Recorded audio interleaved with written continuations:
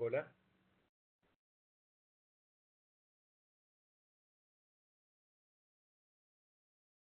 Diego, te escuchamos. Ok.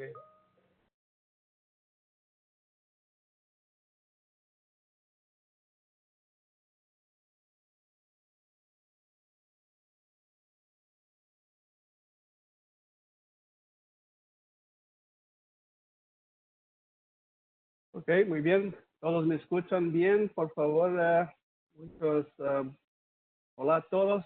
Espero que se encuentren bien. Bienvenidos a nuestro webcast del sector de energía y recursos naturales. Agradezco la participación de todos y a los panelistas que nos acompañan el día de hoy. Yo soy... Me parece que los slides no están pasando, Felipe.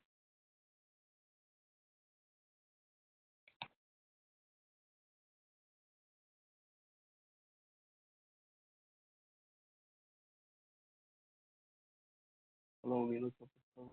Ahora sí. Slide 3, por favor, Felipe.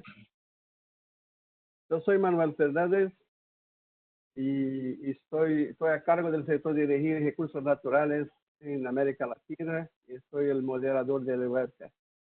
En nuestro webcast de hoy vamos a hablar de 4 temas importantes. Como pueden observar en la presentación, la visión económica del sector y sus principales impactos, inversiones, la atractividad de los activos y la gestión financiera en compañías del sector y el surgimiento de la industria en América Latina. Industria 4.0, tecnología, automatización y riesgos cibernéticos, un tema muy relevante también. Y los retos de la cadena de suministro. Y después también tendremos un espacio para preguntas. En cualquier momento de webcast puede enviarlas a través del box de preguntas en su pantalla. Los panelistas que nos acompañan el día de hoy son socios de KPMG a cargo del sector de energía y recursos naturales. Diego Calvetti en Argentina, Anderson Dutra en Brasil, Claudia Cañas en Colombia, Rubén Cruz en México, Mauro Velázquez en Venezuela. Y también tenemos invitados expertos, José Ruiz, socio en México, Matías Cano, que está en KPMG América del Sur, Paulo Guilherme, socio de M&A en Brasil, Víctor Venancio, socio de KPMG en Brasil, Walter Izzi, socio de consulting KPMG en Argentina.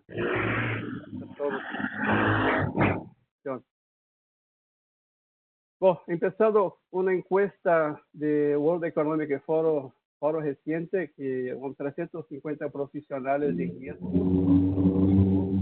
estos riesgos como los más preocupantes para sus empresas, una recesión global prolongada, me parece que esto que pasará, bancarrotas y consolidación, especialmente en los productores más pequeños en la cadena de suministro, ataques cibernéticos, daño prolongado al sector en algunos países, de la cadena de suministro, controles fronterizos más estrictos y otros. Entonces, estos temas estarán ahí siendo también en nuestro webcast de hoy. Con esto, me gustaría invitar a nuestro primer panelista, Matías Cano, para hablar acerca del impacto económico en el sector de energía y recursos naturales en Latinoamérica. Por favor, Matías. Hola Manuel, ¿ahí se me escucha bien? Sí, escucho bien acá. Perfecto. Bueno, bienvenido a todos. Manuel, gracias por el paso. La idea en esta primera sección del webcast es hablar un poco de los impactos económicos que tiene el coronavirus, o como se conoce COVID-19, sobre la región y particularmente sobre los países de Latinoamérica. La región, como ustedes saben, conoce de los impactos internos que tienen realmente los shocks externos, como por ejemplo recesiones económicas en los socios comerciales que terminan impactando en una caída en la demanda internacional de bienes y servicios. Obviamente está incluida la materia prima. que no solamente termina impactando en la demanda, una caída en la demanda, sino también una caída de los precios, y eso se traduce directamente en una caída del valor de las exportaciones de los países de la región, cuyas estructuras productivas y canastas exportadoras suelen depender en promedio bastante de la producción y exportación de materia prima. También hemos asistido a crisis financieras globales, que si bien han afectado principalmente a los países desarrollados, como por ejemplo la crisis financiera global que tuvimos en 2008-2009, que afectó principalmente a los países desarrollados, han tenido también su impacto y su correlato o efectos sobre los países de la región, principalmente por el endurecimiento, la falta de disponibilidad de financiamiento, del cual muchos países de la región suelen depender porque tienen presupuestos ajustados y necesitan de la asistencia internacional para poder financiar inversiones productivas como pueden ser infraestructura o proyectos de petróleo y gas, minería, etcétera.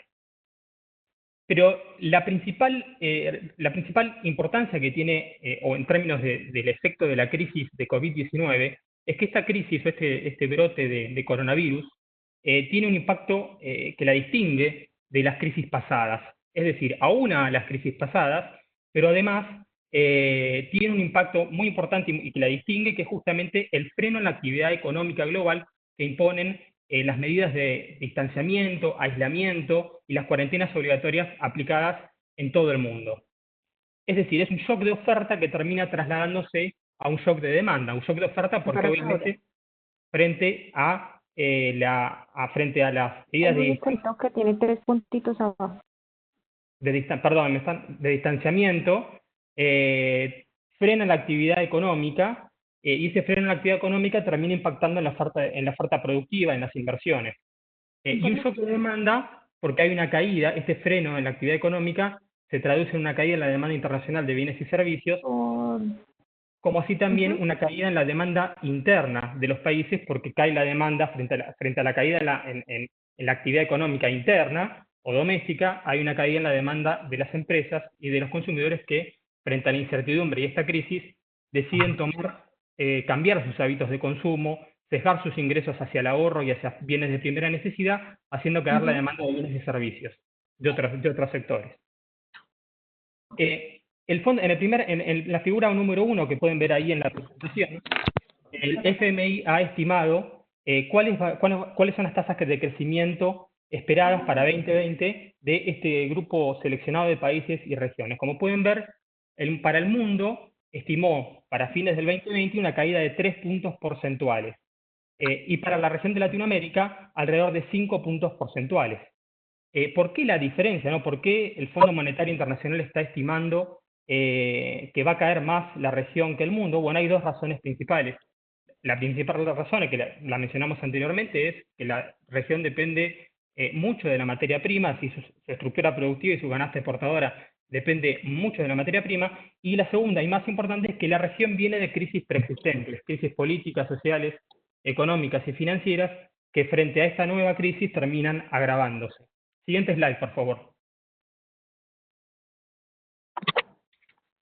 Entonces, el desempeño económico de Latinoamérica no ha sido el mejor en los últimos años, razón por la cual la mayoría de los países han tenido que ajustar sus presupuestos, y este ajuste en el gasto y en los presupuestos ha generado algunas crisis sociales y políticas que, por ejemplo, hemos observado en 2019, por ejemplo, en Chile y en Ecuador. En 2020, con el desplome del precio del petróleo temprano del precio del petróleo, en marzo, debido a la falta de acuerdo que hubo entre Rusia y la OPEP, la falta de acuerdo en determinar cuánto iba a ser la reducción del suministro de petróleo en un intento por cambiar la tendencia decreciente del precio, la constante sobreoferta del producto, a la cual contribuye mucho Estados Unidos con su producción siempre récord de petróleo y gas no convencional, y también de parte de Estados Unidos el agotamiento recientemente de la capacidad de almacenamiento. En este contexto, con estas variables que obviamente conformaron una tendencia decreciente en el precio de estos insumos, tiene inicio la crisis del coronavirus o de COVID-19. Siguiente, Filmina, por favor. ¿Cuáles son los canales, entonces, a través de los terminan colándose los efectos económicos, ¿no?, de COVID-19 en la región. Bueno, son 4. Algunos ya los mencionamos en los primeros slides.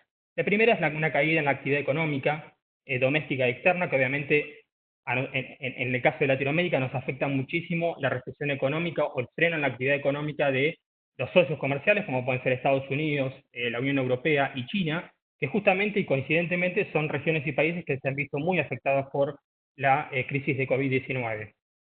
El segundo, que es la consecuencia de esto, del anterior, es una caída a nivel de exportaciones, es decir, una caída en el valor de las exportaciones justamente por demanda y precios.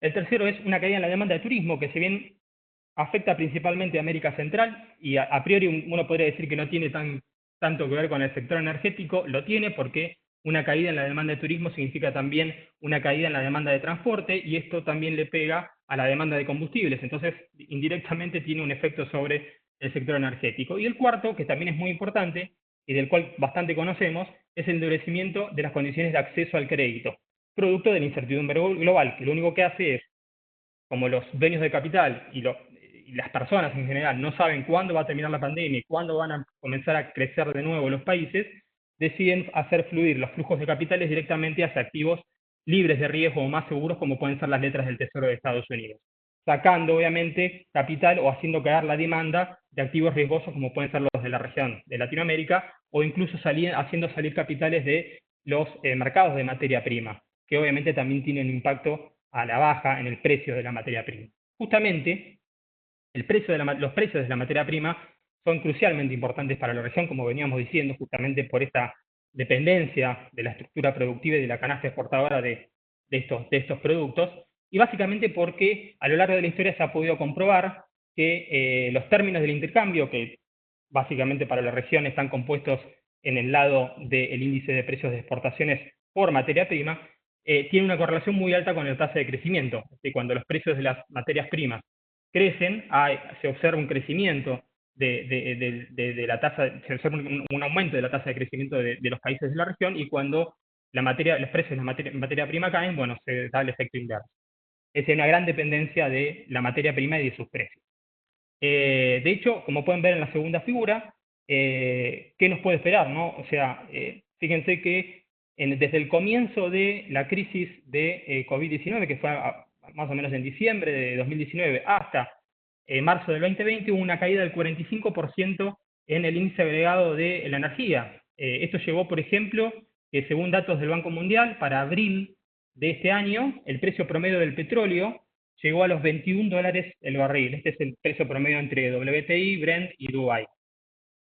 Este precio, si bien puede ser rentable para los costos operativos de países de la OPEP, Estados Unidos, Noruega, deja de ser rentable para los países de la región, poniendo en peligro un montón de proyectos importantísimos que tenemos en Latinoamérica, como por ejemplo Vaca Muerta en la Argentina, país que justamente tuvo que tomar una medida particular frente a esta situación, que fue, por ejemplo, poner el precio sostén del barril de petróleo en $45, precio interno, obviamente, en un intento de mantener al sector durante esta crisis. Obviamente con la condición de mantenerla en nivel de producción de 2019 y que no sume puntos a las tasas de desempleo. Siguiente slide, por favor.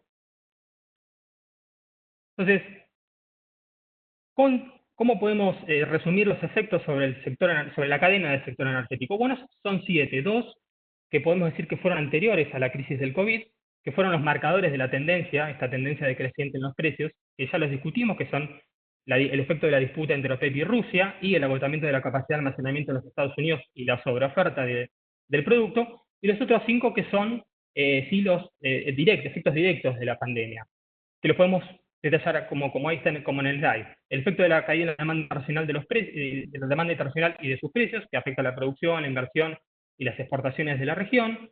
Hay una salida de capitales destinados a los mercados de commodities, pero de alguna manera eso también puede beneficiar al sector energético si en el mediano plazo ingresan inversiones que son más duraderas y no tanto especulativas.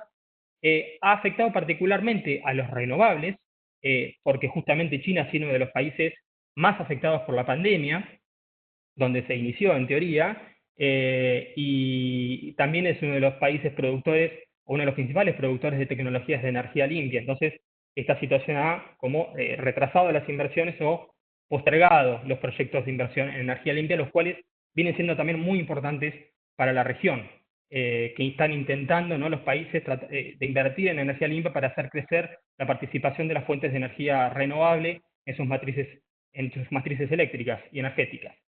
Después hay también, ya a la última parte de la cadena de valor de la energía, hay un efecto contractivo en la demanda energética, eléctrica, principalmente de la industria y los comercios, justamente por el freno en la actividad económica, que no alcanza a ser compensado por la variabilidad que puede llegar a haber en el consumo residencial.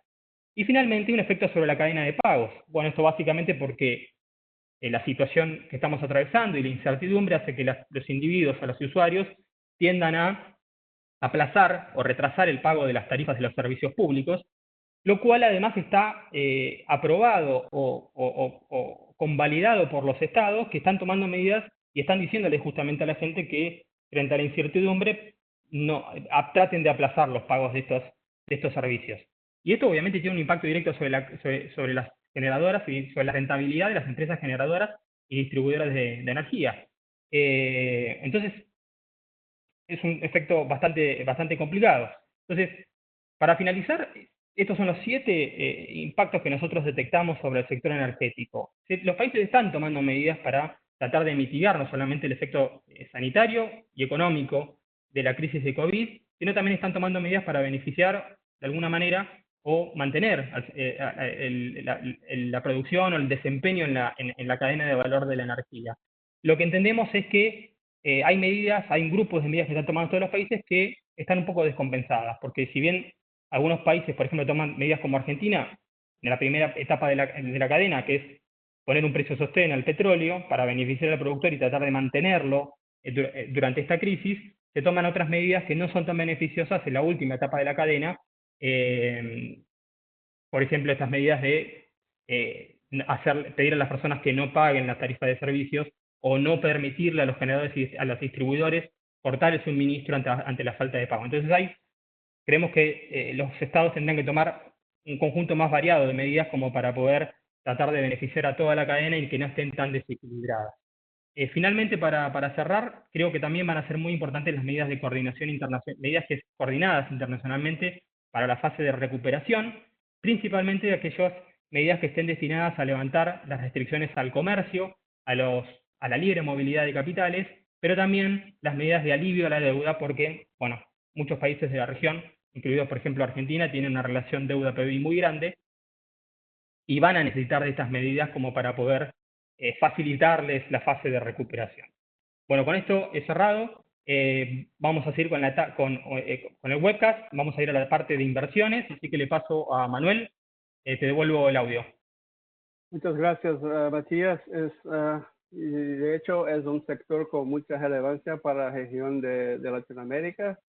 Y para que tengan una idea de lo total de los ingresos de exportaciones, el sector de petróleo representa en México 17.7%, en Ecuador 12%, en Colombia 9.3% y en Brasil 7.9%. Entonces es muy relevante para toda la región.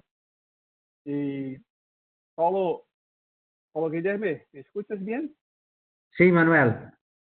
Entonces, en la gestión de portafolio siempre fue un tema muy importante para todas las compañías, especialmente en momentos de crisis. Petrobras en Brasil venía con desinversiones importantes en refinerías, gas, entre otros. ¿Cómo ves el interés de los inversionistas en los activos de la región? ¿Tú ves disponibilidad de recursos? ¿Qué pasa ahora con esta crisis?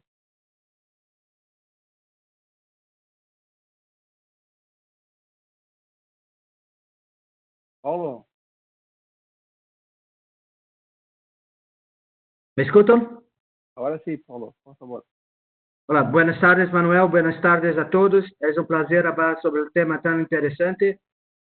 Primero, me gustaría de disculparme por mi portuñol. Los otros decidimos que era mejor hablar en español, entonces me sigo acá. Como consideraciones iniciales, Manuel, yo pienso que como Matías hablaste, con la situación de COVID y los vasos precios de petróleo. Hoje as empresas estão concentrando basicamente em uma gestão de caja, o reforço de entrada e negociação de saídas, redução de custos e inversões que não são essenciais ou que puderem posponer-se. E há uma gestão diária de fluxo de caixa. Eu penso que o que está acontecendo em curto prazo são as postergações de inversões, como por exemplo em Brasil, ao redor da indústria petroleira, como 20 mil milhões de investimentos postergados, incluindo investimentos de Petrobras, de Exxon, de Shell, de BP, de Chevron, de Total, de Equinor. Em Colômbia, Ecopetrol reduziu os investimentos como 40% a 50%, de cerca de 5,5 milhões de dólares original. Há o mesmo com British Premier Oil, que ha suspendido o projeto de explotação de petroleira em alto mar em Malvinas de quase 2.000 milhões em Malvinas. YPF em Argentina também anunciou uma redução de 20% em 2020, como 700 milhões de dólares em relação ao ano anterior. Isso é o que acontece em curto prazo. Eu acredito que no médio prazo, para a gestão de portfólio, as empresas vão se focar mais e mais em atividades de M&A, farm-in e farm-out, em projetos que sejam interessantes. E a largo prazo, o que se estima hoje é difícil dizer como se venderá o preço de barril, mas há alguns especialistas dizendo que se estabelece em o rango de 50 a 60 dólares ao barril, e com isso eu acredito que o enfoque em inversões eficientes deve volver a um nível normal e um crescimento. Esta visão é como muito forte a redução de preços em 2020, 2021, mas em 2021 e 2022 já há uma melhora. Hablando de energia como todo, o que vejo é que é um setor muito interessante, e eu vejo uma atividade também a médio prazo forte em M&A, porque como tem os ingressos, muitas vezes ingressos fixos, os inversores internacionais estarão bem posicionados por a taxa de câmbio, e eu acredito um crescimento referente a cross-border deals. Como os interesses também perguntasse, os interesses de inversores e os ativos de região, uma coisa importante que é importante, que Matias falou especificamente de renováveis, há um tema muito forte na agenda de descarbonização e clima, que está na agenda e na missão de todas as grandes corporações e governos e organizações multilaterais como ONU, World Bank, IFC. E eu acho que com a agenda de Covid há uma agenda com essa discussão de que não pode deixar nadie atrás. Os países não acreditam que há um câmbio muito grande para largo prazo. As fontes de financiações flutuarão a curto prazo devido ao risco de impago, como disse Matias. E também os governos podem haver um movimento para manter o nível de emprego, o déficit fiscal do governo, pelo a agenda de largo prazo, pelo que temos discutido, não deve cambiar muito. E acho que uma fonte ligada a estes investimentos renováveis são os green bonds, os bonos verdes, que muitos governos e muitas corporações han investido. Este financiamento acá em Brasil, há como uma emissão acumulada de 5 mil milhões de dólares a 2019 e algumas projeções indicam que podemos alcançar a cifra de 100 mil milhões como em 5 a 7 anos. En la América Latina hoy los financiamientos en Green Bono están como 13 mil millones y también tiende a tener un crecimiento. Hoy se destacan Brasil como más grande, 48%, Chile como 13%, México como 16%, México con 13%.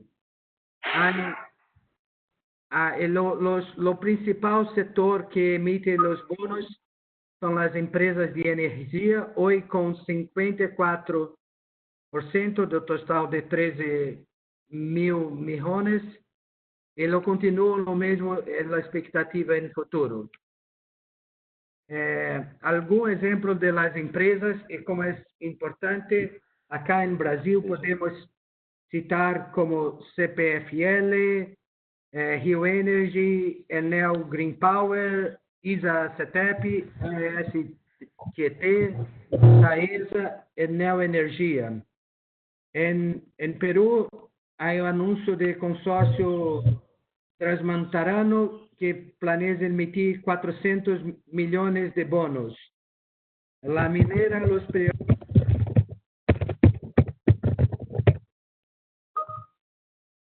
también de dólares.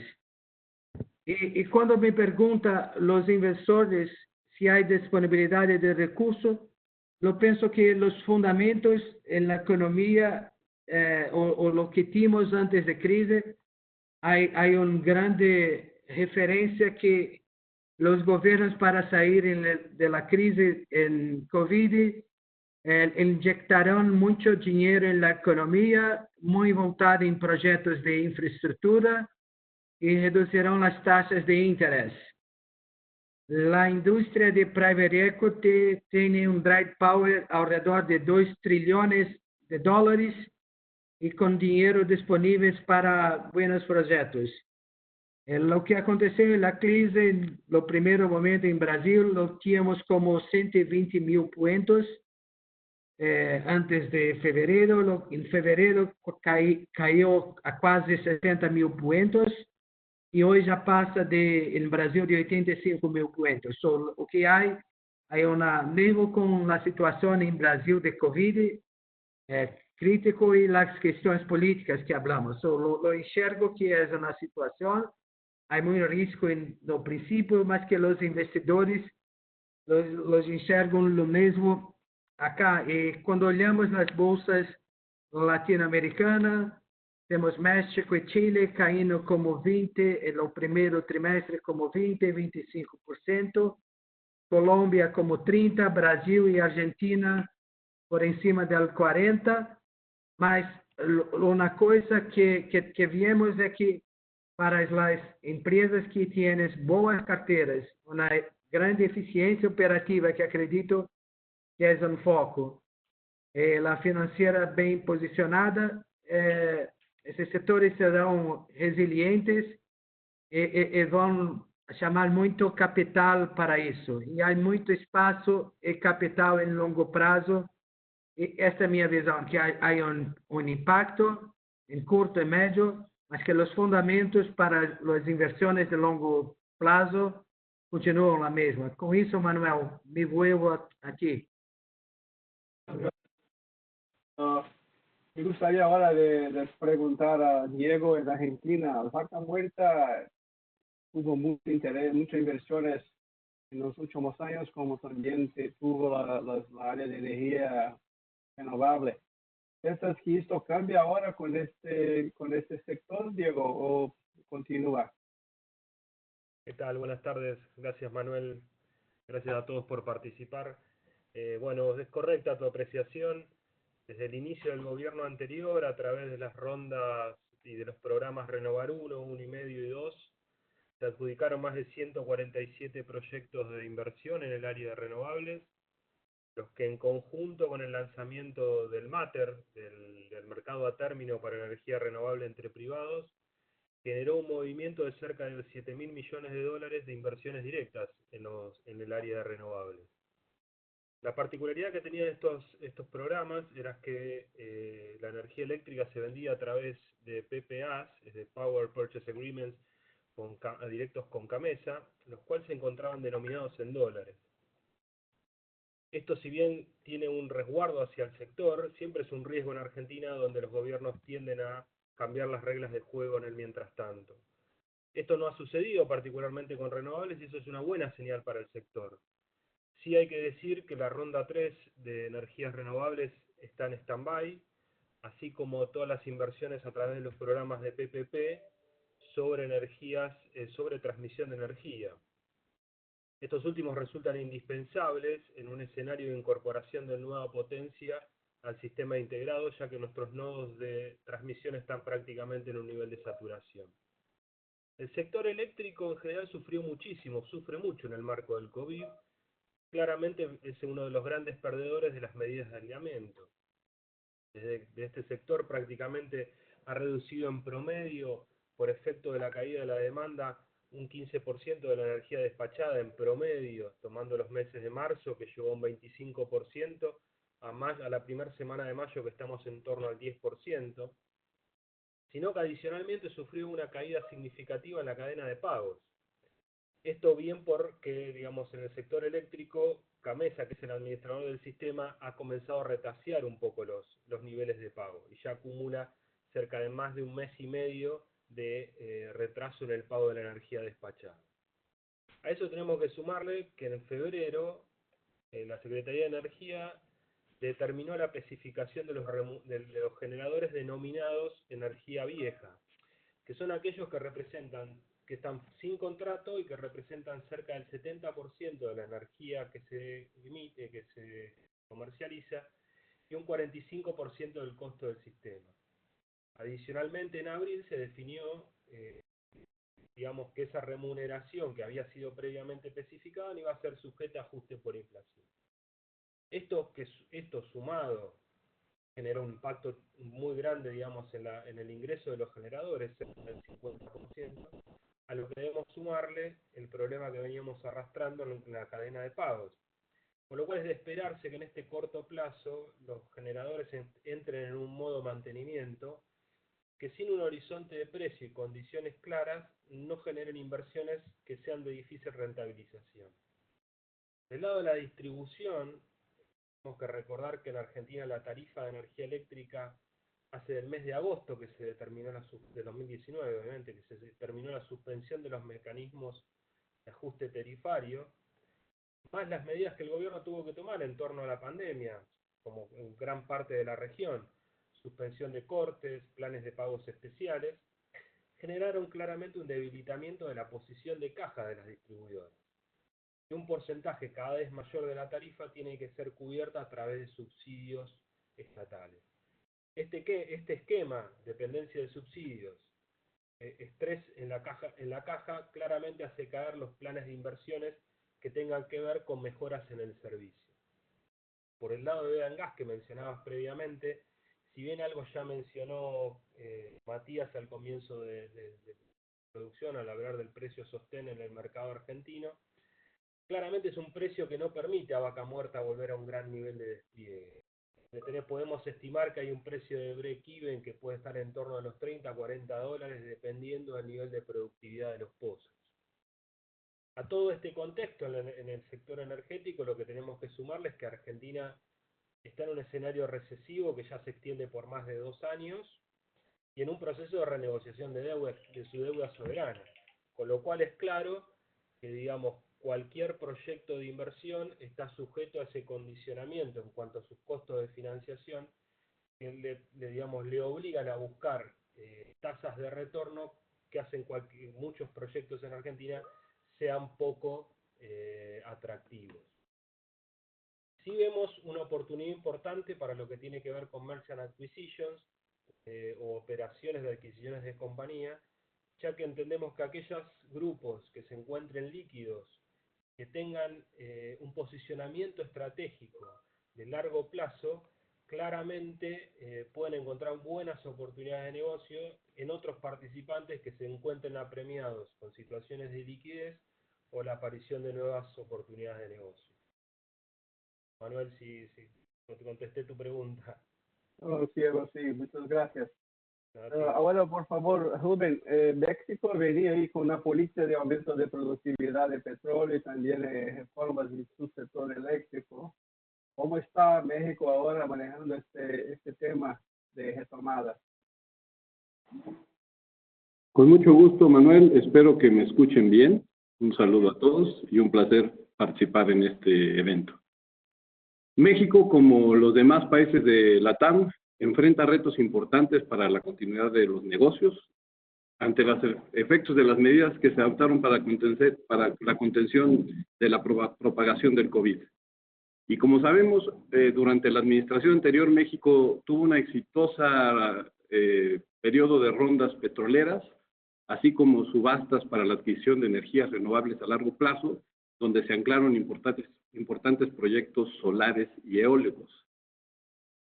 Como resultado de lo anterior, hoy contamos con 22 nuevos operadores petroleros y más de 100 contratos o asignaciones para llevar a cabo operaciones de exploración y extracción de hidrocarburos por parte de privados. Los proyectos que ya contaban con recursos fósiles conocidos ya aportaron al cierre de 2019 50,000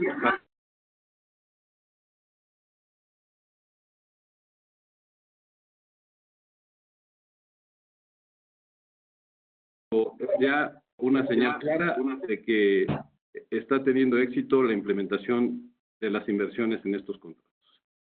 En los últimos 24 meses, te diría yo, en los últimos 18 meses, hemos visto ciertos reacomodos entre los participantes a través de operaciones de M&A, y algunas de ellas se han, digamos que, vendido participaciones a terceros, y los menos han devuelto o renunciado a algunas de estas asignaciones por no encontrar éxito comercial en las labores que han emprendido.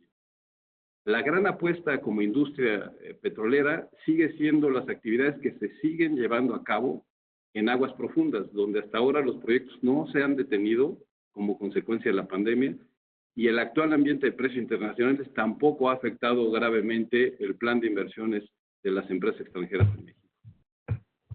Uno de los consorcios anunció ya un descubrimiento importante, seguramente han escuchado hablar de Zama, que se estima contiene o se puede llegar a aportar entre 400 y 800 millones de barriles de petróleo crudo equivalente, y este es uno de los 15 mayores descubrimientos en los últimos 10 años de la industria a nivel mundial.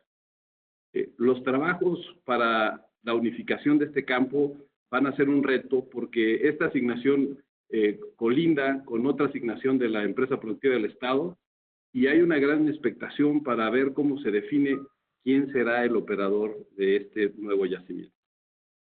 En cuanto a la producción, la reducción de 100,000 barriles día acordada como parte del acuerdo de OPEP Plus, ¿no?, y las menores exportaciones de petróleo esperadas por el escenario de menor demanda mundial, hace necesario que en México se vaya a procesar más crudo localmente en el Sistema Nacional de Refinación.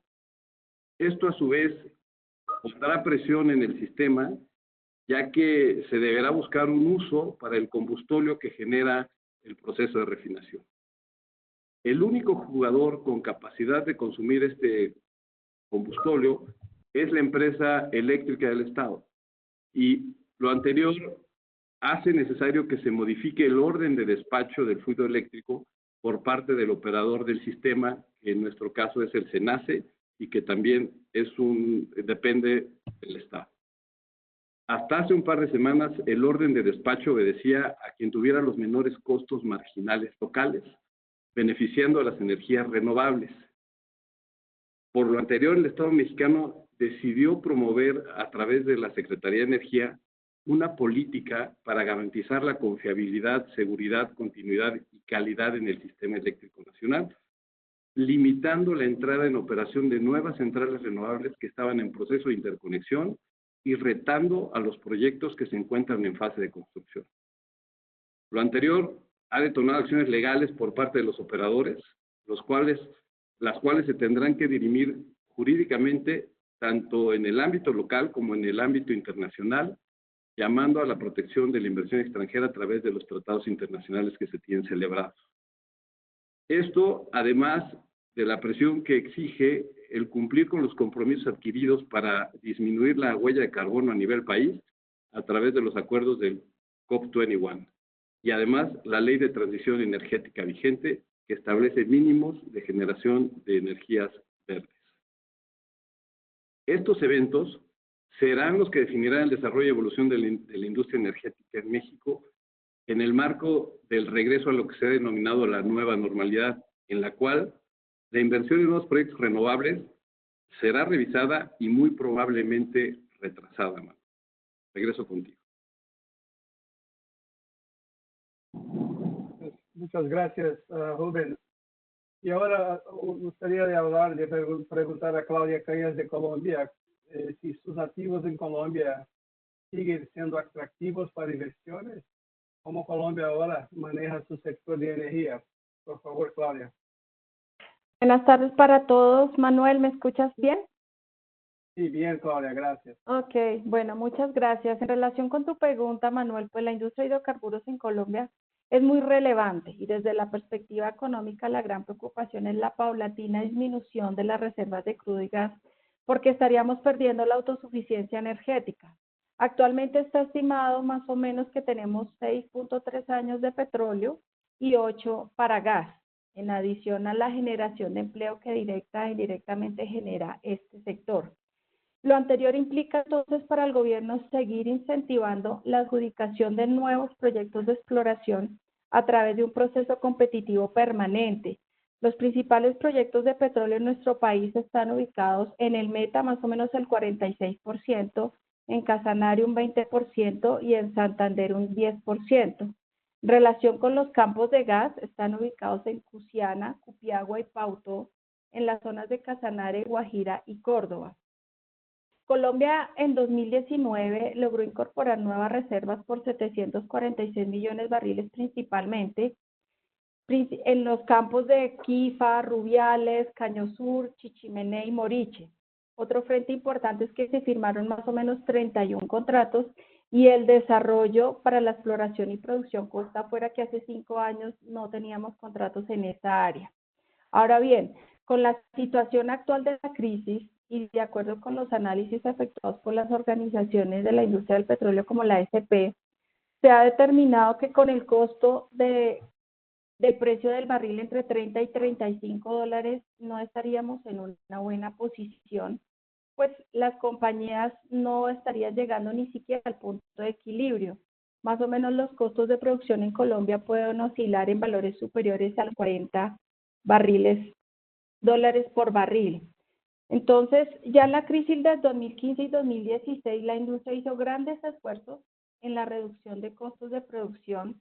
Ahora, en esta nueva crisis, según los análisis de la industria, en adición a todos los temas de transformación digital que se puedan involucrar para hacer más eficiente la cadena de costos, está un eslabón muy importante que es todo lo relacionado con las tarifas de transporte, las cuales son establecidas por decreto y representan más o menos el 45% de los costos de producción, lo cual pues no es cuestionable por parte de las operadoras. La ACP por su parte está proponiendo reducciones alrededor del 60%. Ya en días anteriores la ANH comentó que el gobierno está evaluando la intervención de estas tarifas.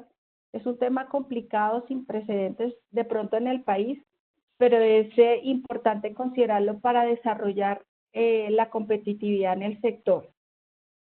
Es un reto importante el que tenemos, perdón, pues las estadísticas es que solo el 20% del reemplazo de las reservas que estamos teniendo es por nuevos descubrimientos.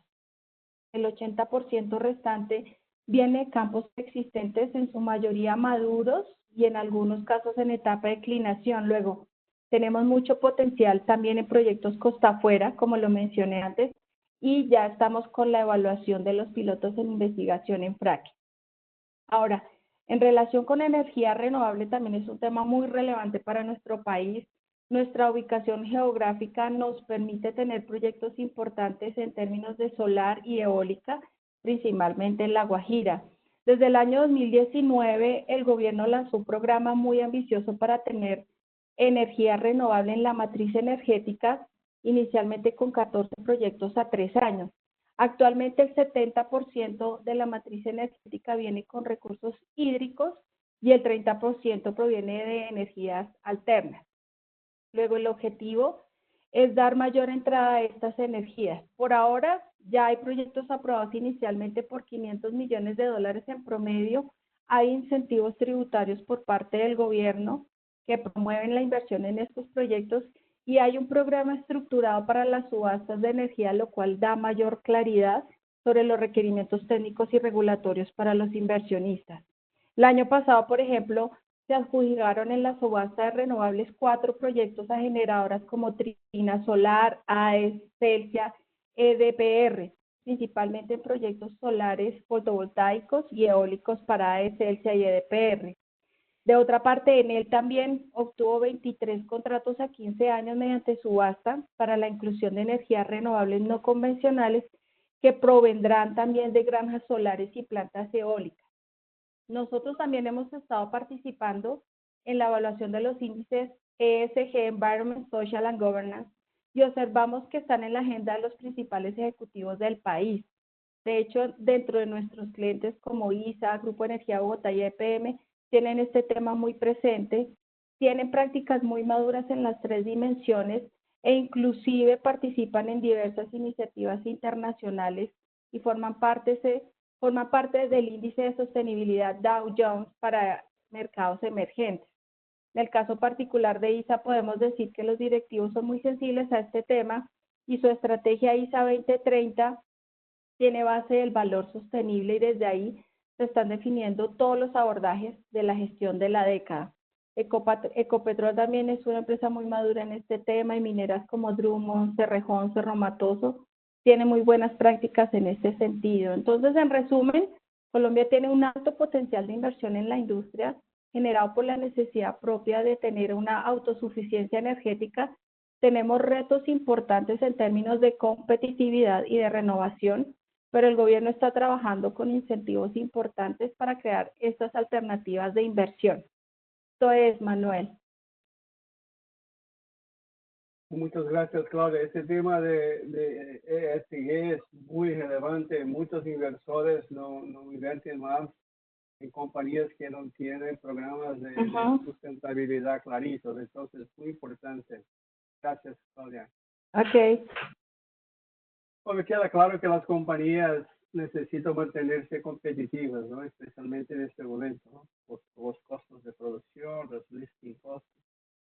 Y los avances de la tecnología, automatización y transformación digital son muchos, ¿no? Factores relevantes para la reducción de los costos. Ahora gustaría preguntar a Víctor. Víctor, ¿podría compartir su visión sobre la madurez de las empresas del sector en la región en términos de automatización y cuál es la realidad de la transformación digital, por favor? Sí, gracias, Manuel. Buenas tardes a todos. Saludos a toda su familia también. Desafortunadamente, las compañías del sector se encuentran en la industria 3.0 hasta hoy.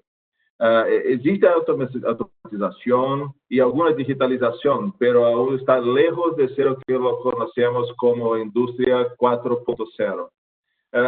Es importante contextualizar la terminología para entender el nivel de madurez en que su empresa se encuentra, ¿no? Esto porque digitalización es diferente de industria 4.0, que es diferente de transformación digital. Y hay mucha confusión en artículos, en la media y todos. Digitalización es el movimiento de cambio de las tecnologías con señales analógicos para protocolos digitales en la industria. O entonces pasar de una operación realizada de forma manual para ser realizada por una herramienta computacional o entonces software con el fin de generar algún ahorro o entonces incremento en la agilidad operacional. La industria 4.0 es la adopción de las tecnologías emergentes como IoT, Internet de las Cosas, impresoras 3D, realidad virtual o aumentada, entre otras tecnologías. Y tiene el objetivo de incrementar la eficiencia de las operaciones industriales. La transformación digital hace referencia a un cambio en toda organización. Con hiperautomatización de la industria y la oficina, con optimización de los procesos y una cultura organizacional lista para innovación abierta, nuevos modelos de negocios y nuevas fuentes de monetización. El problema es que la mayoría de las empresas en nuestro sector no hay convergencia entre los sistemas OT, tecnologías operacionales, y los sistemas IT, tecnologías de información. Cuando hablamos de OT, son los sistemas de automación y control de los activos industriales, como los sistemas SCADA, los PLCs, DCS, MAS, Manufacturing Execution Systems. Cuando hablamos de IT, son los sistemas ERP, los Enterprise Resource Planning, que conocemos muy bien, los SAP, Oracle, entre otros. El uso estratégico de los datos generados por la convergencia entre los sistemas OT y IT es de facto el primer paso para una transformación digital de la industria en nuestro sector de energía. ¿Qué pasa? Es que no hay opción. Las empresas necesitan empezar a llevar a cabo sus estrategias de transformación digital lo más rápido posible. Se trata de mantener la competitividad, los márgenes de los negocios, mantener la sustentabilidad de las organizaciones como un todo. Toda esta conectividad de los sistemas de OT, IT, redes 5G, que está viniendo para Sudamérica con muy fuerza, tecnologías emergentes de la industria 4.0, entre otras, lo requiere mucha atención a los riesgos cibernéticos. Y con todo este aspecto, y principalmente la necesidad de reducción de costo para la adaptación a la nueva realidad que vivimos, me gustaría de preguntar a Walter, mi amigo de Argentina, me gustaría de hacer una pregunta. ¿Los ataques cibernéticos se encuentran en mayor evidencia? ¿El riesgo aumentó? ¿Cuáles son las industrias más afectadas y cómo nosotros estamos ayudando a nuestros clientes a proteger sus activos industriales y sus sistemas corporativos? Walter, por favor. Muchas gracias, Víctor. Es muy oportuna la pregunta porque lo que decimos nosotros desde el mundo de cyber es cuanto uno más incorpora elementos digitales, más se amplía la superficie de ataque, ¿no? Lo cual no significa que uno no tenga que innovar, pero sí que tiene que tener más cuidados. Dijiste algo muy interesante, ¿no? Que es el tema de la convergencia IT-OT. La convergencia entre el mundo, la tecnología operacional y la tecnología informática, si bien el proceso está madurando, hoy en día tenemos ya cruces entre los dos mundos. Hace unos años, las redes de IT y las redes de OT están separadas por lo que se llamaba un air gap, o sea, una brecha física que hacía que las amenazas de uno no pudieran ir al otro. Pero en la medida de que cada vez más queremos empezar a explotar datos, nos encontramos con que empieza a haber cruces entre esos dos mundos. ¿Qué es lo que implica tener cruces de esos dos mundos? Que amenazas, como son virus, ataques que antes eran casi propios del mundo de IT, empiezan a permear al mundo de OT. Eso implica dos cuestiones. Hay una cuestión de la situación actual, en la cual tenemos redes de OT generalmente menos maduras en términos de ciberseguridad, que se empiezan a enfrentar a amenazas que vienen del mundo de IT, y sobre todo pensando en una industria 4.0, con un IIoT, ese tipo de sensores, analytics embebidos dentro del proceso productivo, el escenario puede ser todavía más complejo. La realidad es que cuando hablamos de ciberseguridad en el mundo físico, parece ser que es algo nuevo, sobre todo en el mundo de la energía, pero la verdad es que los primeros casos relevantes datan desde 2010. Posiblemente algunos de ustedes escucharon hablar del caso de Stuxnet, que fue un malware del cual incluso hay libros y documentales escritos. Es un malware claramente escrito por algún país o un grupo de países por el nivel de sofisticación que tenía, que atacaba específicamente centrales de refinamiento de uranio iraníes. Estaba aparentemente destinado a retrasar el programa nuclear iraní. Con lo cual, esto está bastante lejos de ser algo muy nuevo y ciencia ficción, sino que hace bastante tiempo que viene evolucionando. Y lo que entonces en 2010 parecía algo que solamente pasaba en algunas partes del mundo y algo aislado, hoy la verdad que es una realidad bastante concreta, ¿sí? Hay casos más recientes y muy renombrados en la prensa. Posiblemente escucharon hablar de hace unos años del caso de lo que se llamaba Black Energy, que fue un troyano que atacó a toda la red de energía eléctrica de Ucrania y dejó a gran parte del país sin luz, sin electricidad por varias horas. Y concretamente, en la región también empezamos a tener ataques o incidentes, ¿sí?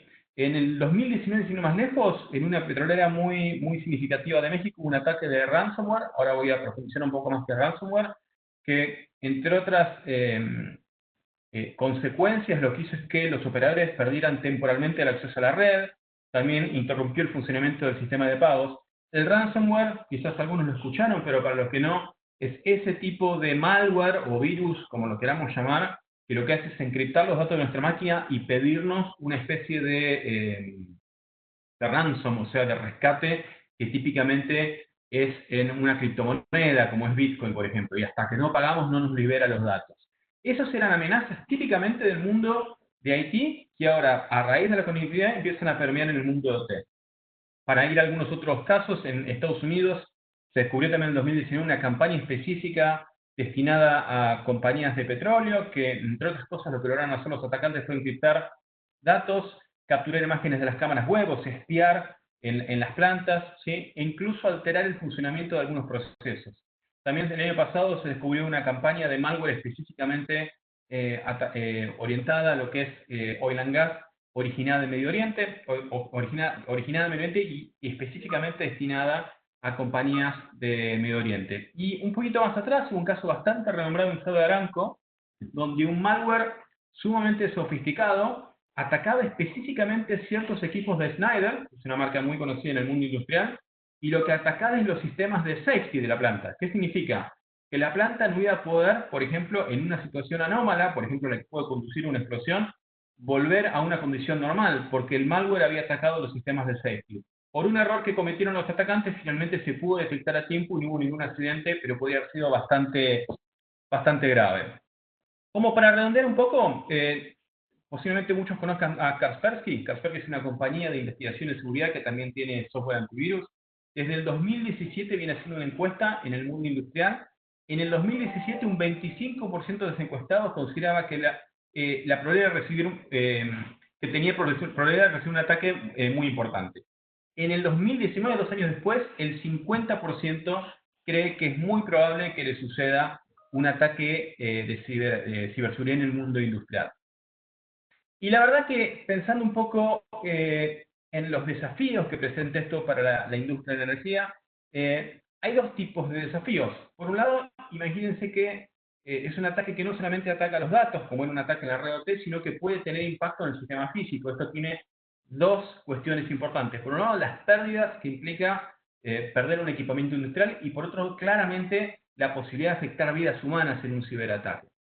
El otro desafío, ese tiene que más que ver con el impacto. El que tiene que ver con la prevención es que la forma de prevenir y resolver las cuestiones de ciberseguridad en la red industrial no son exactamente iguales a las que son en el mundo de IT, por diversas cuestiones. Yo en el mundo de IT, por ejemplo, puedo actualizar el software, parchear, actualizar los antivirus, incluso parar la red más fácil que lo puedo hacer en el mundo OT. En el mundo OT también me encuentro con diversidad de plataformas. Nos encontramos nosotros mucho en nuestros trabajos con plataformas obsoletas que por una cuestión operativa no puedo frenar la planta para cambiarlas o actualizarlas, o incluso por cuestiones de compatibilidad. Entonces hay cuestiones bastante particulares que hacen que atacar estos temas de ciberseguridad que en el mundo de IT quizás hace tiempo se venían atacando, en el mundo T tengan algunas características especiales, ¿sí?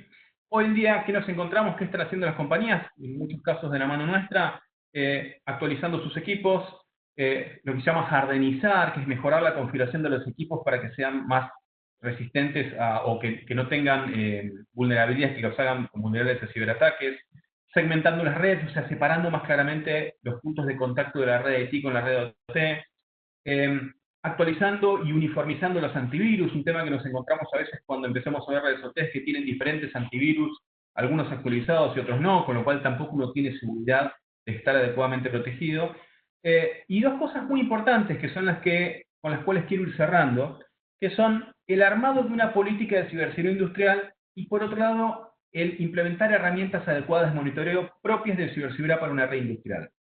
Y estoy hablando de dos extremos del espectro. Por un lado, el establecimiento de una política de ciberseguridad industrial es un paso fundamental para empezar a trabajar ciberseguridad en este mundo de OT. ¿Qué es lo que hace la política? Lo que hace la política es alinear a todas las partes respecto a qué cosas tenemos que hacer mínimamente para estar seguros en el mundo de OT. Sin una política de ciberseguridad industrial no tenemos el apoyo político para hacer las modificaciones y mejoras que tenemos que hacer respecto a la ciberseguridad. Si no atacamos los aspectos de la ciberseguridad en el mundo actual, mucho menos vamos a poder mirar un mundo mucho más digital en el mundo industrial.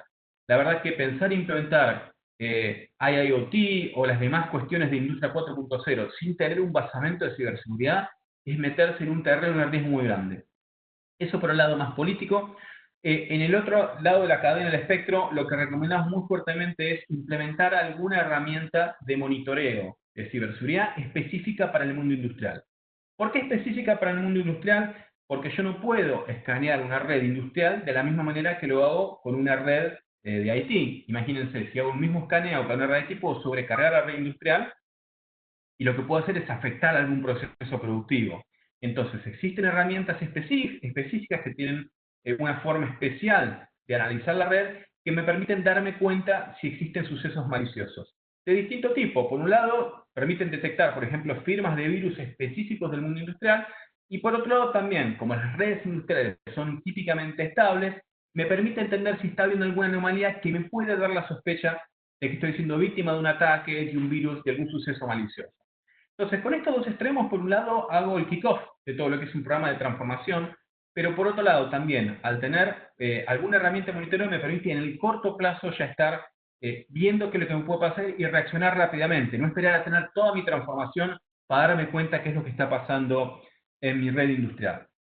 Como para concluir, lo que quería mencionar es, esto está recién empezando y creo que Víctor lo dejó bastante claro, sobre todo en el mundo, en este mundo normal del que estamos hablando, nos vamos a encontrar cada vez más con la necesidad de atender plantas en forma remota, de tener digital twins, de tener mayor nivel de optimización. Para acceder en forma segura a todo ese nuevo mundo de posibilidades, es clave avanzar con un basamento de ciberseguridad industrial que nos dé tranquilidad para avanzar en esa dirección. ¿Sí? Muchas gracias.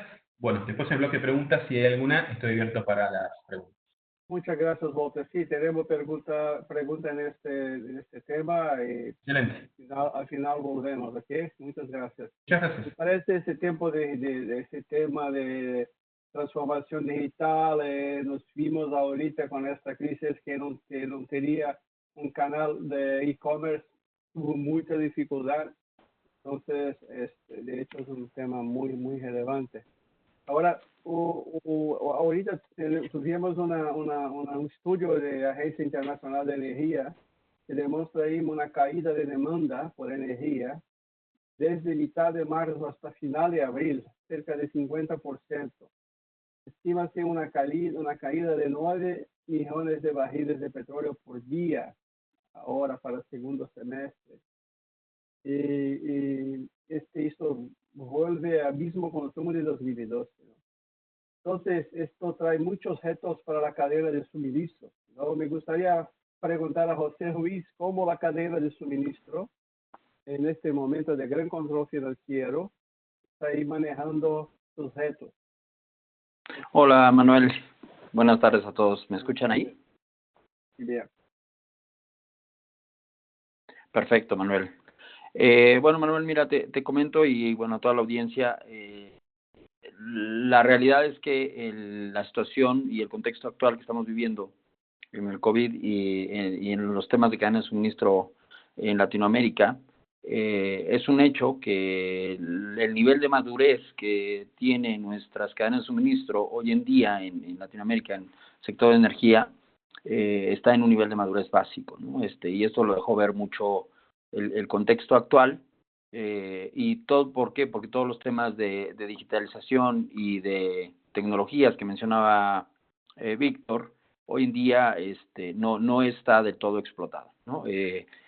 Sobre todo mucho en lo que es la visibilidad de la demanda y en lo que es el tema de seguimiento y monitoreo a todo lo que tiene que ver con la distribución y el tema de entrega, ¿no?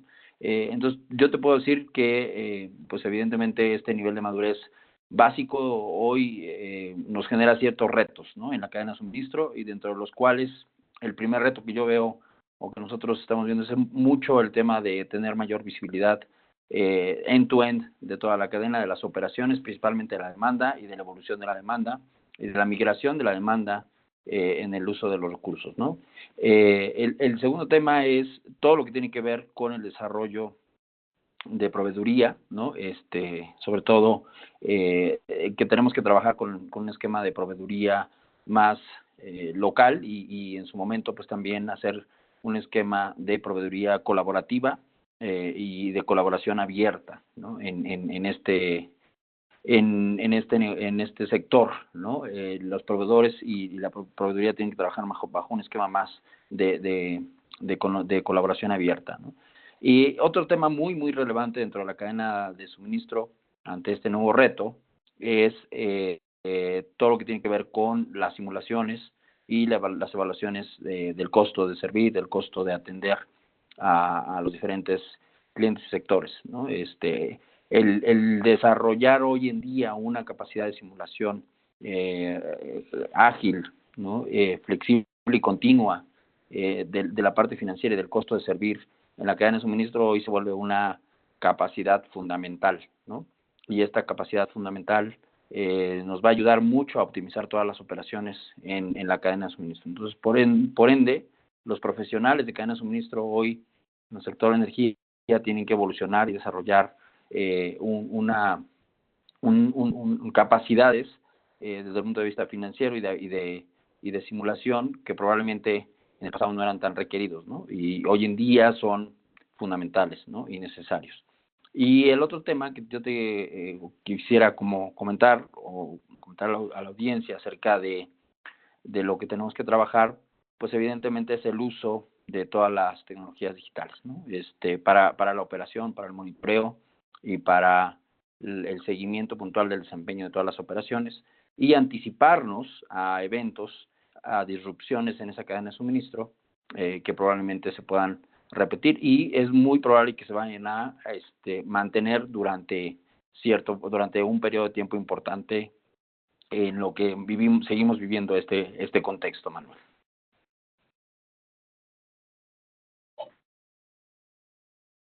Muchas gracias. Mauro, hoy Venezuela, ¿cómo la cadena de suministros fue impactada y cómo usted ve lo potencial para resurgimiento en este momento? Gracias, Manuel. Saludos a todos. En el caso de Venezuela, estamos presentando dificultades en 4 subsectores importantes dentro de este sector de energía y recursos naturales, los cuales son petróleo y gas, generación y distribución de energía eléctrica, tratamiento y distribución de agua y la explotación minera. Estas dificultades no han sido realmente originadas por el COVID-19. Quizás pudiéramos decir que se han agravado ante esta situación, pero tienen su origen desde hace ya muchos años, en el caso de nuestro país, y tienen probablemente un elemento común que es la desinversión, la necesidad de acometer las inversiones de capital y operación requeridas para poder mantener y mejorar los respectivos activos de producción, asegurando su óptimo funcionamiento. Si nos enfocamos en petróleo y gas, recordemos que nuestro país tiene un nivel de relevancia o un nivel relevante de dependencia en este subsector. Es importante mencionar que teníamos una de las industrias petroleras más importantes del mundo, con una producción que llegó a estar por encima de los 3 millones de barriles diarios de petróleo crudo y sus productos, y ahora tenemos una industria reducida que está produciendo menos de 800.000 barriles diarios. Y a esto se suma la actual escasez que tenemos de gasolina. Esta reducción en nuestro nivel de producción fue uno de los aspectos considerados para incluirnos en el grupo de países a los cuales no se les requirió reducción de producción en el reciente acuerdo del OPEC+. Como sabemos, la industria petrolera requiere importantes desembolsos de CAPEX y OPEX para poder mantener e incrementar sus niveles de producción, realizar actividades de exploración y explotación, tener acceso a nuevas tecnologías y llevar a cabo sus planes de desarrollo sustentable. Para poder realizar todas estas actividades dentro de una cadena de suministro dinámica y lograr una producción en cantidad, calidad y tiempo necesario al menor costo posible, se requiere tener acceso a fuentes de financiamiento, bien sea a través de emisiones de deuda o títulos o a través de instituciones financieras internacionales. Y decimos internacionales porque los fondos que se requieren para este tipo de industria son sumamente importantes, lo cual hoy está restringido debido a las sanciones internacionales.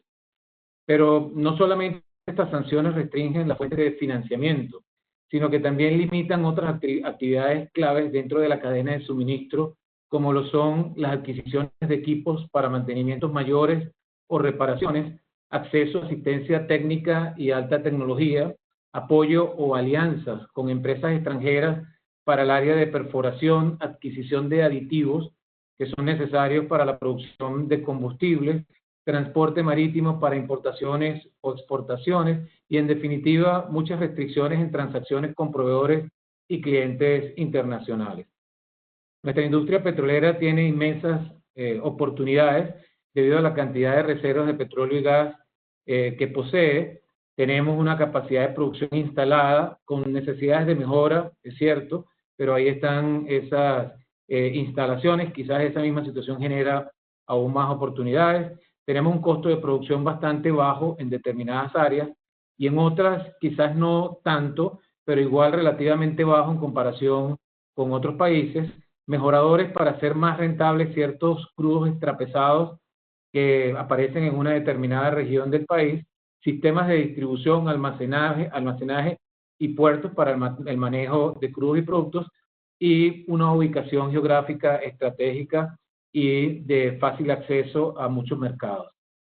En el mes de febrero, el gobierno creó una comisión para evaluar y reestructurar la empresa que ha estado controlando la industria petrolera nacional, y ya se han conocido algunos aspectos de ese plan, como es buscar una mayor participación de la empresa privada. Nuestra industria petrolera requiere algo como esto: la realización de un diagnóstico y análisis que conlleve a una transformación profunda para permitir mejorar sus procesos de negocios, haciéndolos mucho más eficientes, efectivos, modernos y, por supuesto, controlables, logrando incrementar su nivel tecnológico y de rentabilidad en beneficio del país y su gente. Este proceso requerirá crear, obviamente, incentivos para atraer la inversión privada y generar confianza a través de estabilidad institucional y seguridad jurídica, así como también la mediación con otros países para buscar, negociar, intentar el levantamiento de las sanciones internacionales. Muchas gracias, Muy bien, Manuel. Muchos retos ahí en Venezuela, ¿no? Así es, Manuel. Bueno, todo este tema de caída de demanda de 9 millones de barriles, mismo con los acuerdos de OPEC Plus, y lo que estamos viendo es la capacidad de almacenamiento de petróleo cerca de sus límites. Entonces, me gustaría hablar un poquito sobre este tema, empezando con Anderson Dutra de Brasil. ¿Qué piensas sobre esto, Dutra? Hola Manuel, hola a todos, espero saludarles. Manuel, mira, creo que es importante también entendernos un poquito más lo contexto, porque a algunos tiempos la industria como un todo viene sufriendo con un reto muy grande, porque principalmente en Brasil, porque habíamos cerca de 10 años atrás algún tipo de dependencia fuerte de los miembros de los países de OPEC. De un tiempo para acá las cosas cambiaron. Estados Unidos, por ejemplo, se cambió de un importador líquido para un exportador. y toda industria se cambió con un esfuerzo muy grande para hacer un foco en lo costo, ¿no? Mira, quien tenía un menor costo sería el país que sería atracción de los inversores, que sí podría empezar a contribuir para la sociedad, para el mundo como todo, y con eso la dependencia de OPEP se reduciría. Y fue lo que se pasó. Brasil pasó a ser entre 7 y 8 productor de petróleo mundial. Hicimos inversiones muy fuertes en tecnologías. Empezamos a producir en aguas profundas y todo eso. Descubrimos una de las mayores descubiertas del mundo, que fue Presal, que es una descubierta bellísima, un activo muy bueno, con una producción fuerte, una presión excelente. Todo se pasó. Ahora, recientemente empezamos a hablar por cuenta del cambio de la transición de la matriz, en toda la gestión de costumbre de los pueblos, y también de cómo se quedaría la cuestión de movilidad, la cuestión de tener renovables en la matriz, el gas y todo eso. Empezamos a poner un deadline de cuándo teníamos que hacer el cambio considerable.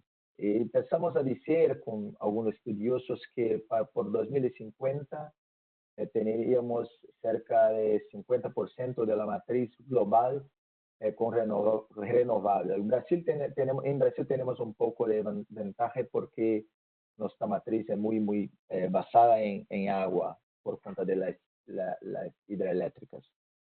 Entonces, lo que pasa ahora es que hay una presión aún mayor porque hicimos un gran esfuerzo. Ouvimos ahora de Walter, de Víctor, que todo lo que se pasó no fue posible para cambiarmos para una industria 4.0. Todavía aún estamos en una industria 3.0. Entonces hay una presión muy grande ahora para que podamos hacer una mejor estructuración de la logística de forma a tenermos la integrada. Y tenermos una logística integrada, mirarmos para una nueva realidad, de punto que podamos ver, por ejemplo, una plataforma que integre piezas de inservibles de toda la industria para que pequeños productores puedan tener provecho de estas piezas con un precio más accesible. O mismo que operadores y no operadores puedan compartir de un stock entre ellos. Son cosas que ya empiezan a aparecer en la industria que sequer hablábamos en pasado. Empezamos a hablar, yo no voy a ser repetitivo porque Víctor y Walter fueron muy precisos. Tenemos que hacer el proceso de digitalización ayer, porque aún tenemos controles en las embarcaciones que son controles totalmente manuales, con carpetas. Entonces, este cambio tiene que hacer, no hay tiempo más. Era para ter sido hecho y no se fue hecho por todo lo que Víctor y Walter hablaron, pero ahora o se hace o tenemos un problema muy serio. La tercera es todo lo que Paulo hablaste mucho, que es la parte de cambio de gestión de activos, no solamente ascender y apagar cada uno de los activos, más sí hacerlo un equilibrio para que el flujo de efectivo para inversores no se sientan impactados. Y también un cambio que Matías habló un poco, muy relevante, que es la parte de HSE, que es la parte toda de seguridad, todo eso, de cómo las personas se van a embarcar, se van a salir, cómo se quedarán en la plataforma de una manera segura, y cómo se va a ver todo este cambio de los expatriados y todo eso. Entonces, si no hiciéramos todo ese cambio, estas cuestiones que estamos hablando ahora de los stocks se van a perdurar por mucho tiempo, porque no vamos a conseguir ser extremadamente competitivos. Tuvimos una noticia muy reciente, es pública, de Petrobras, que ha hecho toda una revisión de su portafolio, ha hecho una una anunciación de que con la producción que hoy se tiene en prestar con $6 de barril, o sea, es extremadamente competitivo, se pueden producir y se pueden pelear en el mercado con el barril a $15. Entonces, este es el momento que tenemos que mirar, haciendo todo este tipo de cambio para que pronunciamientos como este podemos tener en toda la industria y también podemos abrir más oportunidades para pequeños inversores, porque estamos acá hablando de un activo que produce bastante, que es pesado, pero en Brasil tenemos otros excelentes activos que podríamos también contribuir. Y también, Manuel, mirando también esto, es las cuestiones que hay relacionadas a las ventas de los activos públicos. Yo intenté resumir bastante en 5 minutos. Dutra, sí, muchas gracias. De hecho, este tema de costo de producción es crítico, ¿no? Entonces, bueno que ahora Brasil, que el costo en prestado está ahí por $5 o $6, lo que es una ventaja muy buena. Me gustaría de preguntar a Rubén cómo controla la situación de México, qué pasa en México con este tema de almacenamiento, considerando que el principal mercado es Estados Unidos, ¿no? Con mucho gusto, Manuel. Espero que me escuchen bien. Hoy todavía más del 90% de la infraestructura para transporte, recepción y almacenamiento de combustibles líquidos es propiedad del Estado mexicano. Los privados ya logran participar con menos del 20% de las importaciones de gasolinas, y en el caso del diésel su participación es un poco mayor, pero sin duda es en el gas natural, por ser una industria con mayor madurez, donde su participación es ya muy relevante. Para los combustibles líquidos, hoy se encuentran en construcción diversos proyectos privados para la recepción y almacenamiento, pero estarán listos en los siguientes 24 meses, no antes. Estos proyectos ya han sido anclados por los nuevos participantes internacionales, junto con sus socios operadores locales, que son grupos gasolineros que se han asociado o afiliado a estas nuevas marcas. Por su parte, los nuevos participantes operadores se encuentran trabajando en la construcción de sus capacidades internas para poder contar con una cadena de suministro que pueda ser independiente del abasto y de la infraestructura de la compañía del Estado. Hoy lo que estamos viendo es, aun cuando sean productos importados, se le compran a la compañía del Estado y se aditivan en las estaciones para llevar a cabo la diferenciación de los productos con cada uno de los aditivos de la marca de que se trate.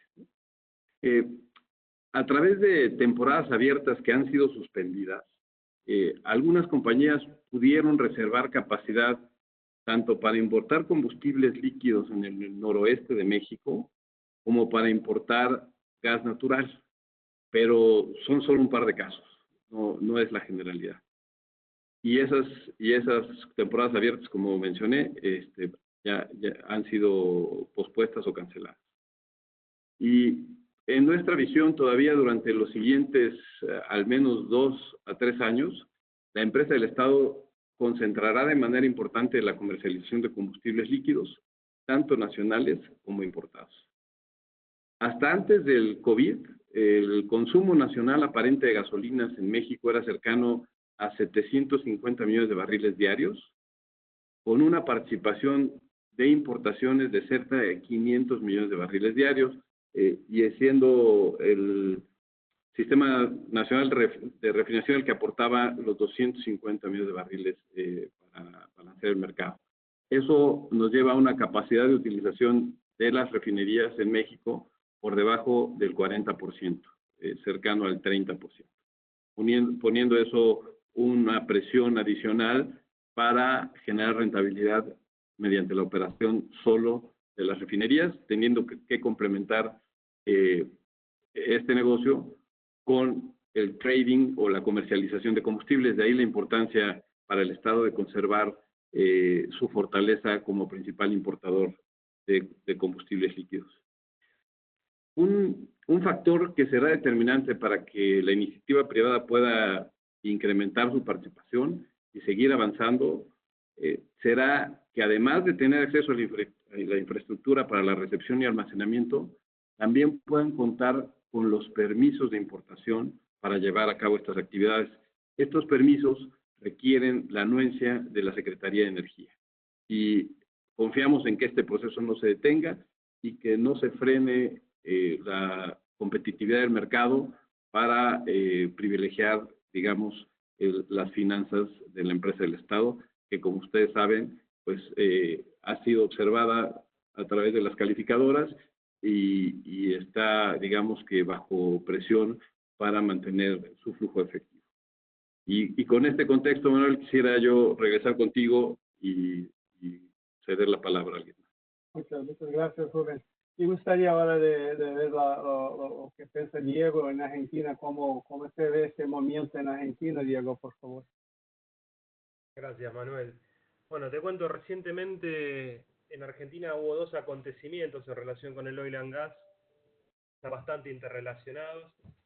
Un poco se refirió Matías al comienzo de su conversación, cuando mencionó que Argentina o el gobierno nacional determinó un precio por barril de $45, desacoplando el precio local del precio internacional, lo que nosotros comúnmente en la Argentina conocemos como el barril criollo, que trajo aparejado que las compañías tuvieran también que comprometerse con mantener el precio en surtidor hasta el mes de octubre.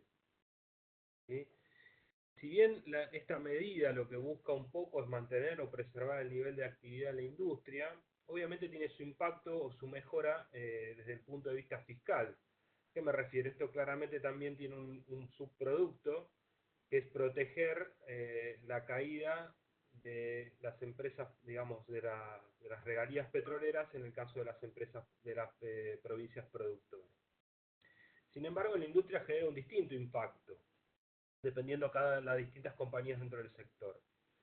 Por ejemplo, perjudica claramente a aquellas que se dedican solo a la refinación, como podrían ser Raízen, o Puma, o Refinor, por citar algunas, que ven encarecido su costo base en comparación con lo que podrían resultar los precios internacionales o los precios de un potencial mercado. En menor medida perjudica a los integrados, Pan American Energy y YPF, que juegan más a un esquema de bolsillo izquierdo o bolsillo derecho.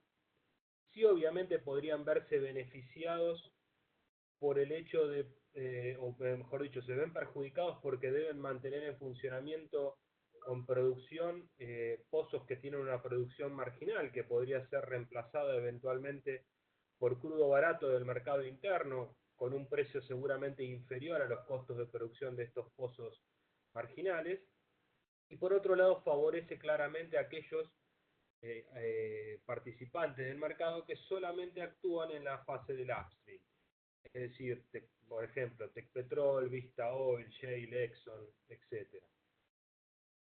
Eso por el lado, digamos, del precio sostén. En lo que se refiere al congelamiento en precio de surtidor, ahí, digamos, hay este factor negativo se ve un poco atemperado porque el esquema de precios actual en surtidor está seteado con un crudo a $55, pero que desde del fin de agosto no se actualiza, en lo cual en un país como Argentina, que tiene un proceso inflacionario acelerado, eso implica que ya tenemos un 30% de inflación y cerca de un 45% de devaluación, con lo cual en definitiva los precios hoy estarían seteados a un valor de referencia equivalente de unos $48 el barril, es decir que quedaría por encima del precio sostén fijado por el gobierno. Por el lado del oil and gas, la situación no es diferente. El gobierno está impulsando o comenzando a hablar de un plan de subsidio a la oferta para garantizar la producción.